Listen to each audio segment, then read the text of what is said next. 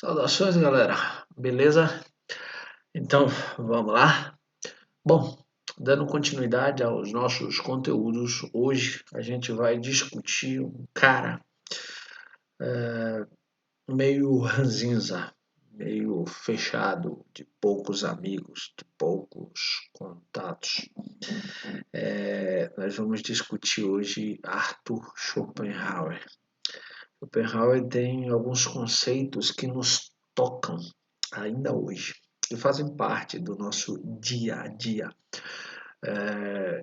A gente convive com isso o tempo todo sem saber necessariamente que Schopenhauer já havia conceituado, discutido e pontuado as possibilidades, inclusive, de superar essas dores. Tranquilo? Então vamos para os slides e nortear nossas falas. Schopenhauer, vontade e representação. Bom, primeiro ponto é Schopenhauer, um pouco da biografia de Schopenhauer, né? Schopenhauer foi filho de um cara com grana, sabe? Um comerciante rico. E o pai de Schopenhauer desejava, como todo pai, de um modo geral, deseja que o filho siga os passos deles. Principalmente quando esses passos foram bem sucedidos. Então, o pai de Schopenhauer, como era um comerciante muito bem sucedido, desejava que Schopenhauer, como filho único, assumisse a, o comércio da família, que já estava na família há um tempo, e desse continuidade a esses processos. No entanto, apesar de Schopenhauer, num princípio, se dedicar e tentar ali estudar, viajou para alguns países próximos, fez cursos, tentou se aprimorar na arte do comércio internacional, na arte do comércio local, não era muito a praia dele. E quando o pai de Schopenhauer morreu, ele deixou uma fortuna significativa, o que permitiu, por exemplo, para Schopenhauer se dedicar aos chamados estudos clássicos, ao estudo da filosofia de um modo geral. E como ele queria muito isso, ele queria essa vida intelectualizada, essa busca por um conhecimento que trouxesse sentido para ele, ele pega essa fortuna que vai garantir a sobrevivência dele e vai se dedicar aos estudos da filosofia. Schopenhauer é um cara solitário, extremamente solitário, cara reservado, de pouquíssimos amigos, que manteve um distanciamento das relações sociais, é, como quem observa essas relações sociais. Então tem uma fala muito interessante, uma anedota, que Schopenhauer estava transitando num trem, numa viagem, e uma senhora chega próximo dele e começa a conversar, e fala dela, fala da vida dela, fala do marido dela, e fala da família, e fala, e Schopenhauer em silêncio, olhando tudo aquilo, e no final ela diz assim, mas meu marido me deixou, meu marido me abandonou, e Schopenhauer apenas diz, eu compreendo seu marido. Então, assim, ele era de um gênio extremamente fechado, hermético, mas produziu alguns conceitos e alguns conhecimentos muito importantes para a gente. E, de certa forma, como todo gênio, como todo cara que pensa além, é provável que ele também desejasse atenção, que ele desejasse, como é que eu posso dizer, reconhecimento. E na época dele, contemporâneo dele, ele deu, eu acho que o azar de ser contemporâneo de Hegel. E Hegel era o cara.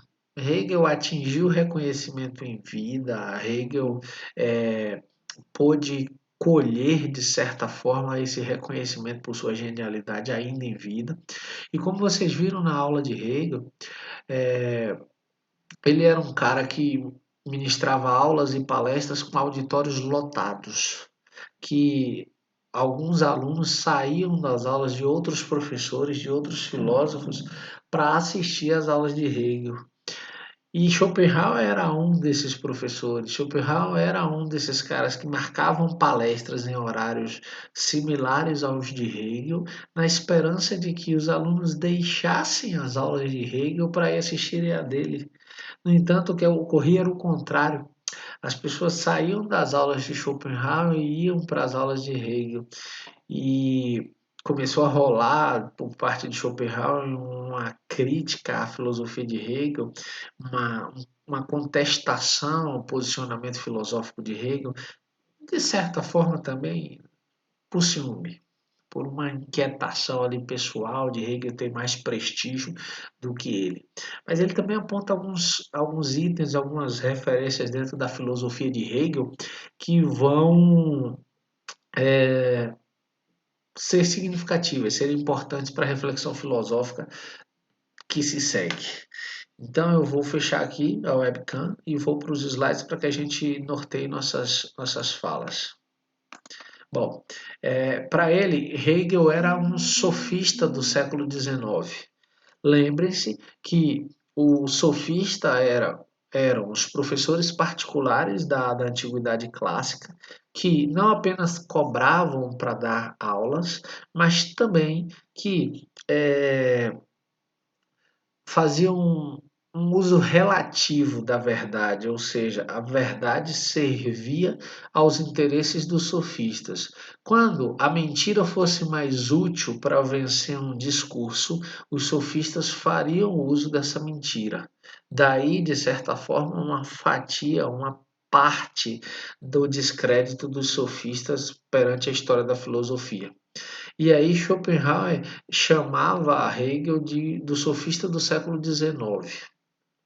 Para Schopenhauer, o hegelianismo não era a expressão da liberdade do pensamento, pois submetia a filosofia aos interesses do Estado.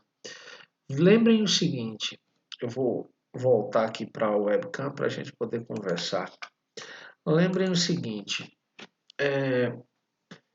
Hegel defende em sua teoria que a dialética, tese, antítese, síntese, no caso de Hegel, afirmação, negação, é, manutenção e continuação dessas negações e afirmações, desse choque. Em espiral, se recordam? Bom, dentro desse ponto de vista hegeliano, todas as mazelas, todas as desgraças, todas as coisas ruins que aconteciam na história, bem como as coisas boas que aconteciam na história, eram frutos de um fluxo natural, eram frutos de um fluxo que estava por acontecer, um devir, não tinha como ser adiado, evitado. Então, a gente precisava apenas perceber essas construções negativas e seguir com a nossa vida, tentando sempre, óbvio, caminhar em direção ao que seria bom, ao que seria útil, ao que seria válido, mas sabendo que não poderíamos, de certa forma, alterar esse fluxo. Schopenhauer vai dizer que isso está, de certa forma, ao serviço do Estado. Por quê? Porque se você olha para um Estado violento, se você olha para um Estado racista, e aí eu estou trazendo uns exemplos para a contemporaneidade. Se você olha para um Estado desigual, com seus abismos sociais, segundo a filosofia de Hegel, são partes da construção da história. Esses trechos, mesmo os ruins, mesmo negativos, eles são parte dos processos dialéticos para nos tornarmos melhores. Então, de certa forma, para Schopenhauer, essa construção hegeliana legitimava as atrocidades que o Estado fazia. É como se desse um respaldo filosófico para o Estado continuar sendo ruim, continuar sendo violento, continuar privilegiando pequenos grupos em detrimento à maioria da população. Então, por isso ele criticava esse ponto da filosofia hegeliana. Um outro ponto que ele também colocava em xeque é o otimismo de Hegel, para quem os eventos históricos estavam encadeados e eram frutos da própria razão. Percebo, Hegel é um cara otimista. Hegel estava dizendo que a razão humana chegou num nível absoluto e que mesmo os erros são partes do que a gente é enquanto evento histórico e enquanto indivíduo. Só que para Schopenhauer, não, isso está equivocado. Por quê? Porque tanto a história quanto as ações dos indivíduos são dominados para Schopenhauer por uma vontade cega e irracional. Como assim uma vontade cega e irracional? Pensem o seguinte, pensem no movimento iluminista. Caramba, é inspirador pensar que aquelas milhares de pessoas foram às ruas, sacrificaram suas próprias vidas para defender as ideias de um Estado democrático, para defenderem a ideia de uma vida em sociedade melhor, mais justa, mais harmônica. Mas isso é ilusão. Por quê? Porque quando a gente vai a fundo no estudo da Revolução Francesa, e esse é o exemplo que eu estou usando, a gente vai descobrir que o que leva de fato aquelas pessoas para a rua é a fome, é a completa ausência de recursos para a manutenção e para a sobrevivência do terceiro estado, composto pelo povão e pela pequena burguesia, que leva essa galera num ato de desespero às ruas. Não tem ali uma ideia que toque o coração e o sentimento de todos aqueles indivíduos. Não. Olhem para hoje, todos esses movimentos contra o racismo. É aquela situação em que você está sendo massacrado cotidianamente, o dedo na ferida, o pé no pescoço, e chega um momento em que você para e diz: bom, ou eu vou reagir ou eu vou morrer. Então eu prefiro morrer reagindo. E aí a gente tem uma explosão de eventos. Então, para Schopenhauer, é essa vontade cega que vai nos conduzir a fazer a história, a sermos quem somos, a nos arriscarmos, a nos jogarmos em direção à incerteza, na perspectiva de é, atingir outros pontos. E quando ele aponta em particular o otimismo de Hegel, porque ele é um pessimista. Ele é um pessimista. Schopenhauer é, na história da filosofia, o pai do pessimismo filosófico. É aquele cara que está sempre apontando o que vai dar errado. Tem uma fala do Karnal em uma de suas palestras que ele diz assim: se uma empresa ou um grupo pretende ter sucesso em um projeto, é necessário que exista pelo menos um pessimista. Por quê? Porque o pessimista é o cara que mantém o pé no chão. Ele está sempre esperando que as coisas deem errado. E com esse pensamento ele acaba se preparando de antemão para essas coisas que vão dar errado. Porque se todo mundo fosse só otimista, a gente teria um grande problema no sentido de que todo mundo estava sempre esperando o melhor mundo possível, o melhor feito possível. E aí, quando desse errado, a gente não estava pronto para reagir. Então, quando o Schopenhauer aponta esse otimismo em Hegel, porque ele é exatamente a contradição, ele é o pessimista. É na filosofia também do Schopenhauer que a gente tem a inserção de elementos da cultura oriental.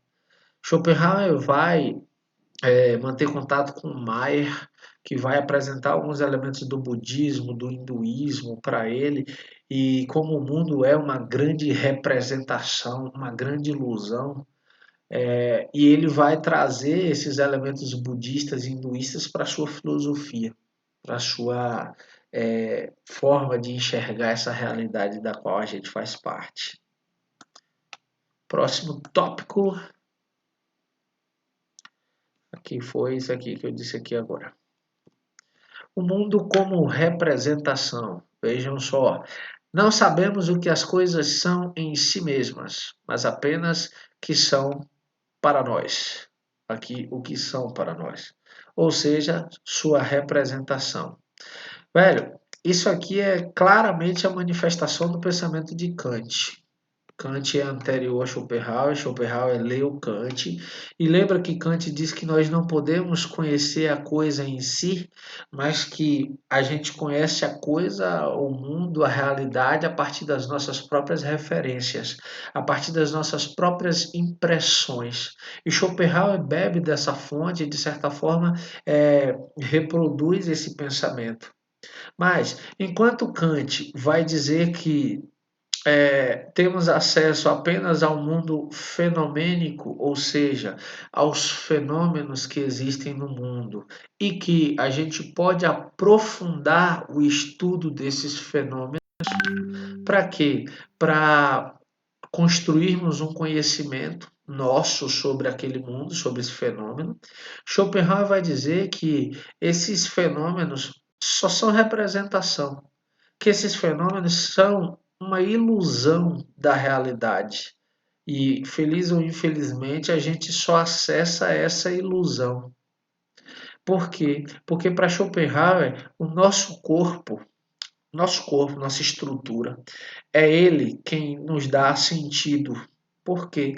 Porque para ele a vida, o prazer, a dor é, é fruto de quem somos, é fruto da nossa vontade.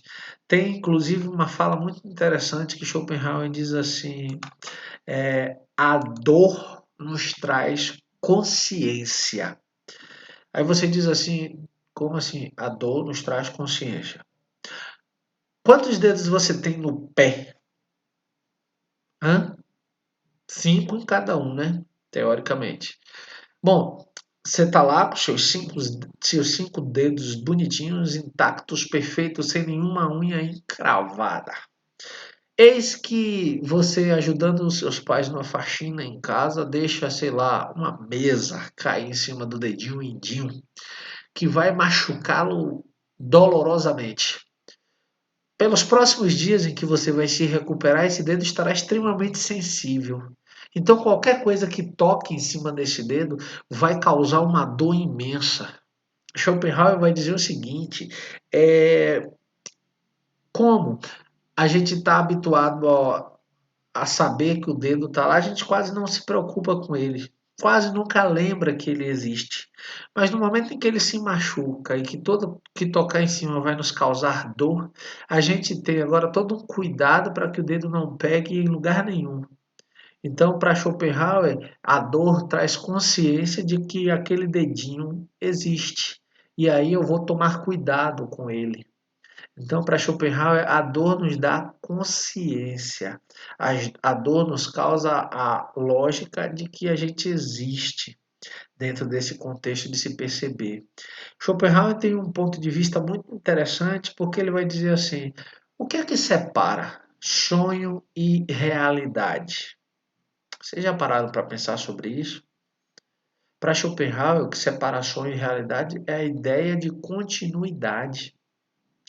Para ele, o sonho, você deita, dorme, sonha. Você interrompe o sonho e volta para essa realidade. Pouquíssimas pessoas conseguem voltar a dormir e a terem um sonho e a continuarem no mesmo sonho.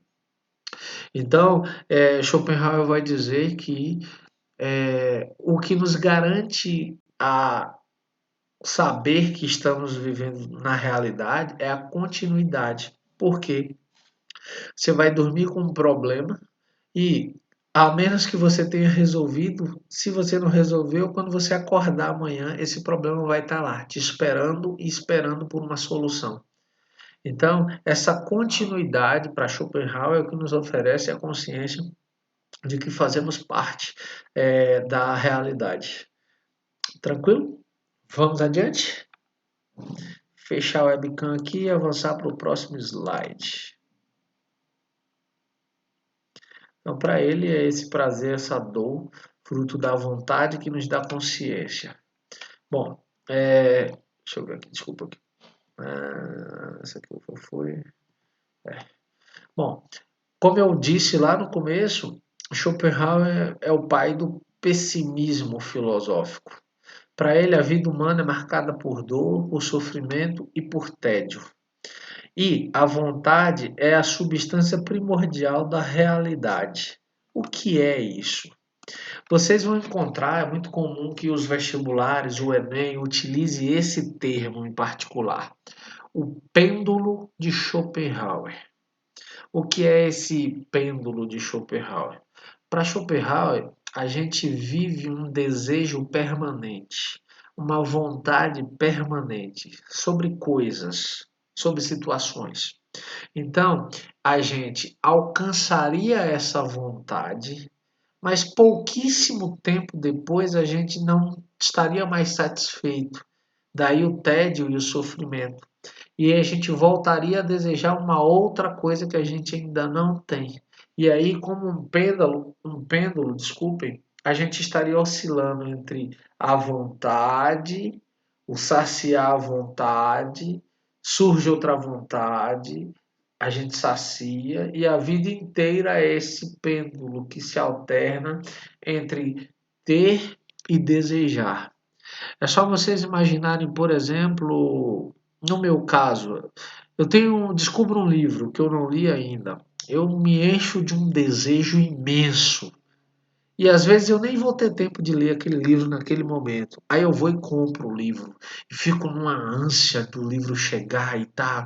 Quando o livro chega, eu abro, dou uma lida ali na sinopse, folheio, sinto o cheiro e coloco na estante. É, Coloco na estante e vou continuar a leitura do que eu estava. Eu acho inadmissível largar livros pelo caminho, apesar de que tem um monte de gente que não concorda comigo. Mas se eu começo um livro, normalmente eu termino. Então eu só vou ler aquele livro que me surgiu como fruto dessa leitura que eu estou fazendo agora, quando eu terminá-la. Então, mas por que eu não esperei então para comprar o livro quando terminasse? Schopenhauer vai explicar isso de forma muito tranquila. Por quê? Porque na medida que eu estava lendo, eu fiquei entediado. E eu vi naquele livro o saciar esse desejo como um meio de diminuir essa angústia, esse tédio, esse boom de querer ter. Então, a gente vive nessa lógica. O que é interessantíssimo, galera, e talvez vocês pensem, caramba, velho, que massa, é que Schopenhauer não estava ainda inserido nessa sociedade de consumo que a gente vive. Caramba, Schopenhauer morre o quê? 1860, meados do século XIX. O mundo do consumo ainda estava dando seus primeiros passos.